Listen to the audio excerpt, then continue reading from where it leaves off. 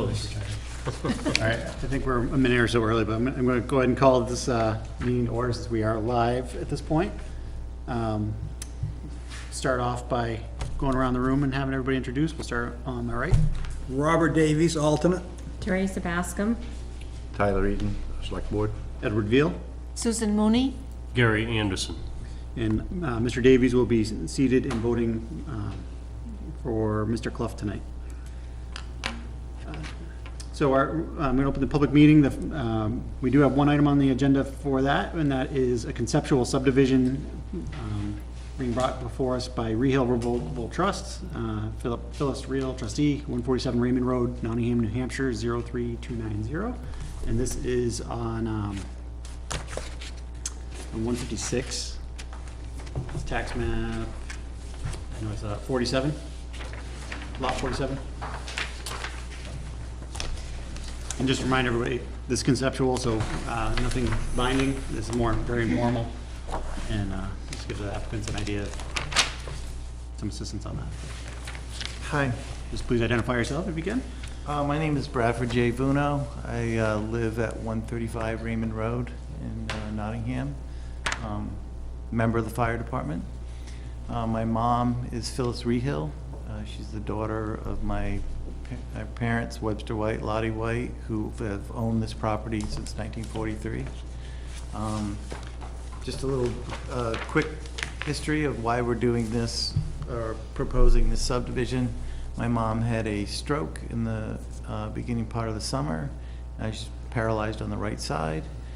She requires skilled nursing, and we're seeking to do a subdivision to generate some funds to take care of her long-term care.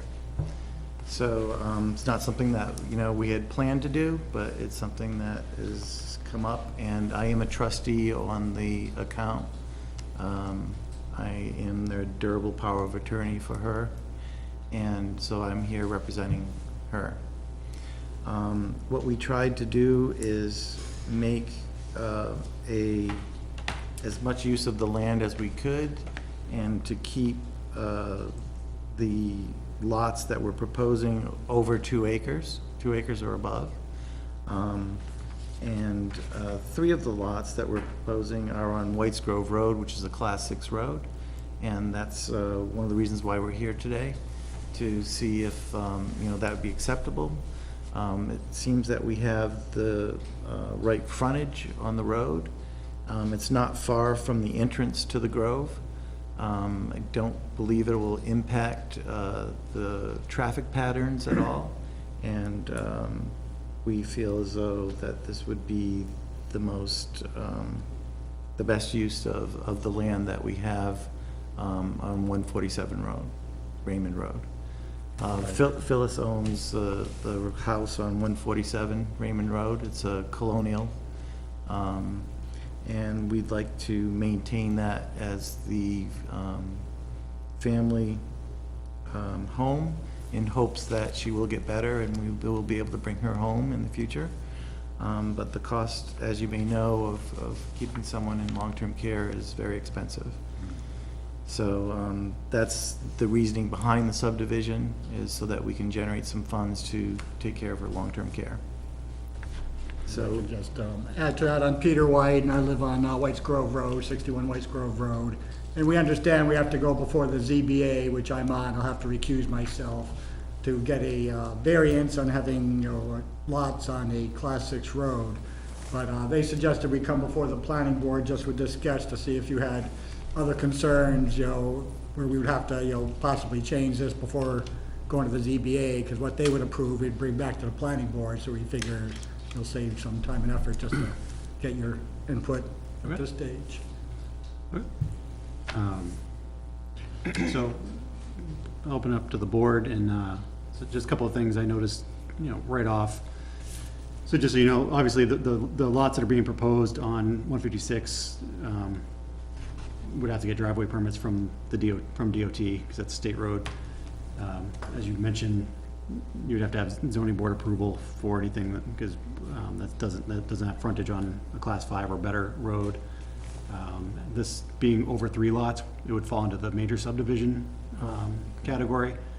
So you would have to go through the subdivision regulations for a major subdivision. So those are some quick things. Access would be always a concern if that's a private road and it looks like it goes through different lots. You know, making sure that how that works out, and if that your lot just make sure the lot sizes work as well with some of the roadway being through some of the proposed lots. But I'll go ahead and open it to the rest of the board members for comment. Just a couple, I guess I'll call it curious questions in a sense. Yeah. So I would assume probably the 147 has a septic system in that since there's a house on it.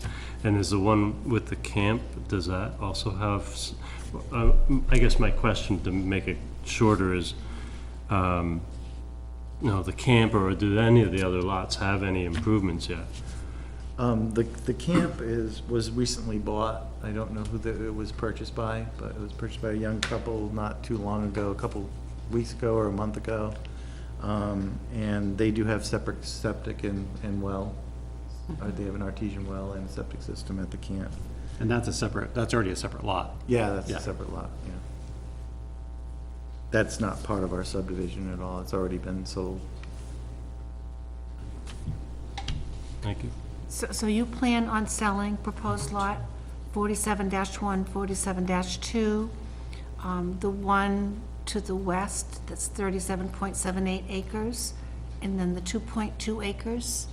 Are those 4 lots going to be for sale? Oh, the total parcel is 13.78 acres, correct? Right. So that's where you see that number, but so individual lots are all about 2 acres or a little above it, except for the proposed lot 47.5, which is a little over 3. Oh, I see, okay. Yeah, we want to maintain the atmosphere of these houses will not impact, by sight or anything. Mm-hmm. And I don't believe that it will add, additional, a lot of traffic or anything, Mm-hmm. and the section of this road on Whites Grove Road is very straight. Mm-hmm. And so it's got good visibility in both directions. Yeah. And it's not like down in the Grove where a lot of the houses that are being built, where people are tearing down camps and putting up year-round houses, they're on like quarter-acre lots or smaller. Mm-hmm. So, we did try to take that into consideration and make sure all the lots were at least 2 acres or more. Mm-hmm. And what we're trying to do is retain the family home on 147. Mm-hmm. Who owns Whites Grove Road? It's owned by, this part of it right here is owned by my mom. So the whole part that goes across this proposed subdivision is owned by the landowner. Yes. And the other question I had was, I don't exactly understand how your map up here on the right of the subdivision fits into this map of the road down here on the left. Well, that's showing the complete Whites Grove Road where it goes all the way down to Rocky Cove and comes around. So, This so where exactly is this piece of property in relation to this? It's right at the beginning of Whites Grove Road. So it's turned around the other way? Yeah. Yeah. Okay. Where it says site includes more land than what's being considered, you just, wanted to use that site thing just to show the general location of Nottingham. But what got me with this piece is Yeah, it's actually flipped turned around. around. Yeah, it's flipped Okay. around. Yeah. And then, I guess about in 2000 or 2001, they relocated the roadway to its current position for safety's sake and for the fire and ambulance to be able to access Whites Grove Road easily. Before, it was a very narrow opening. The land that's owned by the camp, by the people in the camp, actually goes kind of like in a triangular fashion to the corner of the old entrance to the Grove. So before, it was impossible for the ambulance or fire trucks to get in through that.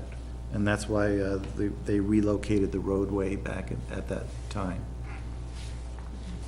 And all of Whites Grove Road has been widened all the way down to different places, so there's plenty of places for 2 cars to get by. There's plenty of room for the fire trucks and the ambulance to get down.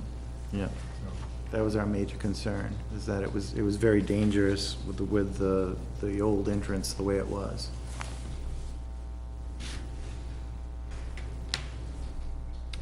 Do you think it would be possible for the Conservation Commission to just come and take a look at the site and look at the topography and the trees and Yeah, absolutely. maybe make recommendations, or just Yeah. satisfy that it's going to be a good subdivision? Yeah, absolutely, would have no problem with that. I'll bring it up at our Monday meeting with permission from the planning board. Okay, Yeah, that'd obviously have to be something informal, because this isn't a formal application or anything like that, so there's nothing before Right. us to vote on or anything. No. And so there's no approvals given by us at this stage in the process. no, we just wanted to see what kind of Yeah. questions, you know, that you guys would want to have answered.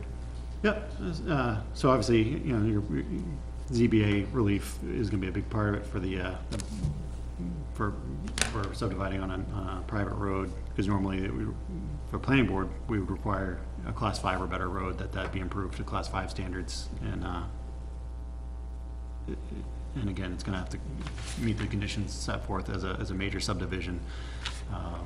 So then soils, I'm not as familiar with the soil types that are mentioned here, but the area that's marked as 547, that's kind of hashed out on lot 47-5, what's marked as, you know, I don't know what that area is, if that's slopes or if that's wetland or whatnot, or, I believe that's where it slopes down. Okay. There is a slight incline on that hill, on that part. so, you know, with major subdivisions, you get into drainage studies and drainage, and things like that, that have to be looked out for, and everything as well, so I'd recommend just pulling up the subdivision regulations and kind of looking through that section and see, you know, if that looks like it's gonna be, you know, just go through that, familiarize yourself with it, Okay, and then obviously it'd be the zoning board relief. Who maintains Whites Grove Road now? The town does. the town does. As an emergency lane, or is it? I think that's under that category or classification, Yeah. but it's, you know, Wouldn't that have to be changed as part of a major subdivision? That's, as the planning board normally would require that to be a class 5, and so that's why they would have to go through the ZBA to even get relief from that, to be able to do a subdivision, to create new lots on a class 6 road. And then as for the formal process of it being changed from emergency lane or not, that would be the Board of Selectmen control that part. With emergency lanes, that can be revoked at any time too. But that's, again, that's out of our hands. One of the benefits maybe, you know, of conservation taking a look prior to would be maybe to make notice if there are any wetlands or any things like that that might affect the sizes that, you know, you've got laid out here. Yeah. But also, it would not hold you up if we were able to look at it beforehand, rather than wait until the formal application came to the board. Right. And then would have to, you know, plan and do all of that stuff. Yeah. But also before the snow comes too, Yeah, would be a good idea. so now, is that? That's totally up to that would be totally up to your discretion, though. Yeah, That's not that's, anything planning board related at this Right. point. Yeah, so I'm unclear, like, what should be my next steps? well, I'll bring it up at the Conservation Commission meeting on Monday night, Okay, and then we'll be in touch great, and see if that will work out. okay, And then as for applications for us, it would be going before the zoning board to seek a variance for that part, and then it would be an application to the planning board. It's probably, you end up having to probably have a new survey done This one looks pretty dated, and I don't know that it, Working with Peter Landry on it, and he felt this would be a good thing to start, at Yeah. least as far as the ZBA. Yeah. goes. Simple, Once we yeah. get to the actual formal subdivision, he'll yep, Especially with it being a major subdivision. And let me say, very sorry to hear about your mom. Thank you. Yeah. You know, it's really tough. Yeah. And we're trying to keep her in a place where she's safe and Absolutely. she's recovering. She's recovered about 80% of her Excellent. right side, so. Oh, that's Well, excellent. Yeah, we're hopeful, but she does need a great deal of assistance. Yeah. Mhm. And as you know, I mean, it's quite a bit of money to Yes. keep her in that care. nursing homes, yeah. Yeah, so that's the reason why. I mean, ideally, we really don't wanna subdivide. We wanna keep the whole area, you know, as woodlands and that kind of thing, but, this was one of the only avenues that we thought was available to us to provide for her care. Right. Our land is our valuable asset, isn't it? Yeah, it is. Yeah, we don't have a lot of assets except for the land, so we're kind of land poor. Cash poor. Yeah, We got Yes, land. we're Yeah. rich. yeah. does anyone else have any comments? So, yeah, I think hopefully that gives you some, direction, some help, and, I know the land use offices can field some questions and help out, with some general answers, and if they're not able to, they can always forward it to the board chair, to Dirk, and he can answer as best he can informally, obviously, but Okay, as, a lot of that used to be fielded by Paul, our prior building inspector, code enforcer. He did more of this kind of hat too, so he would kind of be able to answer some more of that, but, Joanna's pretty good with that too, so. great. If she can answer it, she'll move it. Okay, we really appreciate it. We appreciate your time and consideration. Good luck. A pleasure. So you'll let us know, or the Conservation Commission will let Yeah, us know? I'll check through Joanna for contact information Okay. for you, for both of you gentlemen, Okay. Mr. Bruno and Mr. White, yeah. Very good. Would you like me to provide you with my contact information? or- Yeah, leave it with Joanna, and then I'll Okay. check in with her afterwards. Great. Excellent. Thank you very much. You're Really welcome. appreciate it. Good night. Thanks, Larry. Did you see that?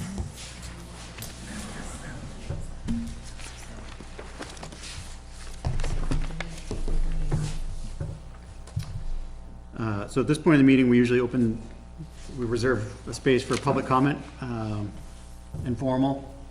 Anybody ever feels like coming up before us, ask a question, not be able to answer if it's specific to a project, but we welcome people to come on in. Seeing nobody in the audience, we'll move on from that part. Next, we have a couple of things left over from the last meeting. There were some questions brought up about the impact fees, about some of the data. By one of the residents, Mr. Reed. He had questioned the birth rate data on one of the studies. We did check with the author of the report, Bruce Mayberry, and he indicated that DHHS, Department of Health and Human Services, that's where the birth report came from, the statistics came from, and that are contained in the reports, and these are the official results of the state. I had also looked up both DHHS and the New Hampshire Department of Vital Statistics, which were both mentioned by Mr. Reed, and they matched what's in the report. So I feel pretty confident that the data is as accurate as can be, given the official numbers. The other item we had from that was whether or not we need to vote again to accept, or to just make the proposed impact fees official. We had voted once, held the public hearing. So the thought was we could just hold the vote to give it a set date, so that it's clear for Joanna for any new applications and things that come in.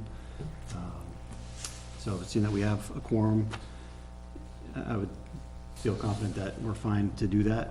We have met all the conditions, had a little bit of public input, and I don't see anything having changed from that, so if anybody would like to motion? Mr. Chairman, I propose, I move that we accept the following proposed impact fee schedule changes as of this evening for the Recreation Department, an impact fee of $344 per single-family house, and the fees will be dedicated to the Marston Recreation Project. Fire Department, an impact fee of $800 per single-family house, $736 per unit attached to or more family, $812 per unit manufactured housing, and $0.35 per square foot commercial. And lastly, the school will be left at the previously set amount of $4,220 per single-family house. The total impact fee per single-family house will be $5,364.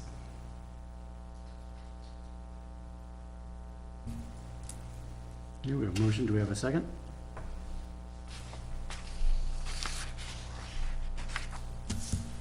Second. Is there any further discussion? So again, this is just, we'd already voted on this, we held the public hearing. This vote is, according to NHMA, I don't know necessarily that it's required, but it's just to kind of make it official and give the date on it, so. We have a motion and a second. All those in favor, please say aye. Aye. All those opposed? Motion carries 4-2.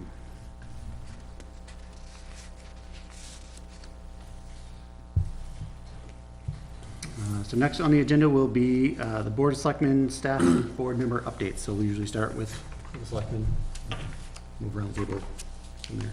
Well, we met Monday and set the new tax rate. You'll be hearing about that soon. There'll be a letter explaining how we did it. And what else did we go? We had the first draft of the 2018 budget we went over. And we had appointment with Chief Foss regarding personnel. I'm sure everybody was, especially the road crew and fire department and police were pretty busy with that storm Yeah. for a week. And you, Yeah, with your everybody's work. got power, I hope. Got it back on Thursday Yeah. on Garland Road. We were kind of on the end there, but we got it back. Saturday. Saturday? Okay, I'll stop complaining. So, move around the table, go to Mr. Davies. I'm all set.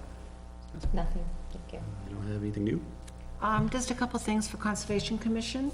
We're beginning our end of the year conservation easement monitoring activities, where members of the commission for the town will walk through conservation easement properties for which the town of Nottingham holds the conservation easement deed, and just to make sure that there's been no violations of the conservation easement agreement. And we continue to work on our trails project. We have some new volunteers that have come forward to help us with developing trails and improving trails, and maybe help us to write a grant come springtime to put up some kiosks for the town people to enjoy these properties that we have easements on or the town owns. And that's it for me. I have no report this week, so thank you. So we're working on finalizing the schedule for, the meeting schedule for 2018. We should have that before us and to vote on at our next meeting, which will be in December. I don't have the exact date, but this is our only meeting for this month. Currently, we don't have any plans or applications before us for December. So it might be a quick meeting. Yeah, then on to 2018. Joanna? Next Wednesday and Thursday, I'll be going to the NHMA conference in Manchester, so hopefully I'll come back with some new things to keep us moving along and Excellent. update it. So any sessions in particular that you're taking, that you remember? Yes, I'm taking particular sessions, but I cannot recall them Okay. right now. All right, that brings us to the minutes of October 25th, 2017. There were some edits that were sent in, and final revision sent out this afternoon. There's a copy. I've got a copy. Yep. You guys have a copy. I don't know if everybody's had a chance to look at that, but Yeah, I read it this afternoon, looks good. entertain a motion on those. Mr. Chairman, I move we accept the minutes of October 25th, 2017. A second? There's a motion and a second. Any further discussion? All those in favor, please say aye. Aye. All opposed? Any abstained? Nope. Motion carries 6-0. And I don't see anything else in front of us, no town and country or, so at this point, with no further business in front of us, I would entertain a motion to adjourn. Mr. Chairman, I move we adjourn. A second? Oh, you get it, Gary. A motion and a second by Mr. Anderson. All those in favor, please say aye. Aye. Opposed? We are adjourned. Thank you, everybody.